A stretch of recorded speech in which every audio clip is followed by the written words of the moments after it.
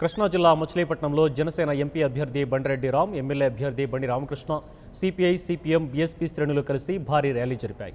సుల్తానగరం ఆంజనేయ స్వామి గుడి దగ్గర నుంచి ర్యాలీ ప్రారంభించి మచిలీపట్నం పురవీధుల్లో ర్యాలీ కొనసాగించారు జనసైనికులు. ప్రజల్లో ఉత్సాహం నింపుతూ మచిలీపట్నం ప్రధాన కూడలిలో తిరుగుతూ లక్ష్మీ టాకీస్ వరకు ర్యాలీ జరిగింది.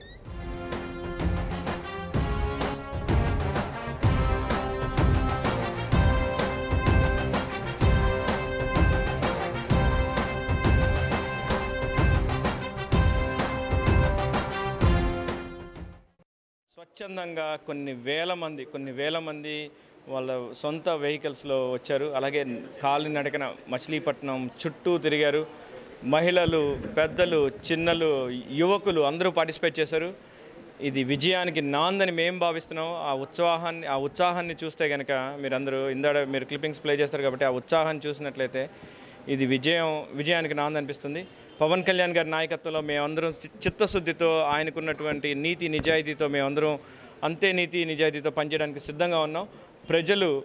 ప్రజల్లో చైతన్యం ఆల్రెడీ మొదలైంది. ప్రజలు తప్పకుండా నీతి నిజాయితీ ఉన్నటువంటి పార్టీలను ఎన్నుకుంటారు. జనసేన పార్టీకి పోటీ చేస్తున్నటువంటి నన్ను, అలాగే బండి రామకృష్ణ గారిని ఎన్నుకుంటారు అని మాకైతే నమ్మకం వచ్చేసింది. ఇందాక ర్యాలీతో రాబోయే 2 రోజులు కూడా కష్టపడి పనిచేస్తాం. జనసేన యువకులందరూ కూడా ఒక యువ కెరటాల్లాగా చేశారు. వాళ్ళ యొక్క ఆనందం చూస్తే ఇక 11వ తారీఖు వరకు నిద్రపోయేటట్టు కనబడతల్లా. వాళ్ళ యొక్క మొత్తం అంతా కూడా వాళ్ళ అమ్మ నాన్నతో కూడా అందరితో చెప్పి ఓటు పవన్ గారికి వేయాలి, జనసేనకి వేయాలని అనుకుంటున్నారు. అలాగే ప్రతి ఒక్కరూ కూడా రోజుకి మార్పు వస్తుంది. మార్పు రావడమే కాదు, అందరినీ చూసాం. ఈసారి జనసేన పార్టీని చూద్దామని చిన్నపిల్లల దగ్గర నుంచి పెద్దోళ్ళు కూడా అనుకుంటున్నారు. అలాగే మాతో ఎందుకంటే నీతివంతులు చేరారు.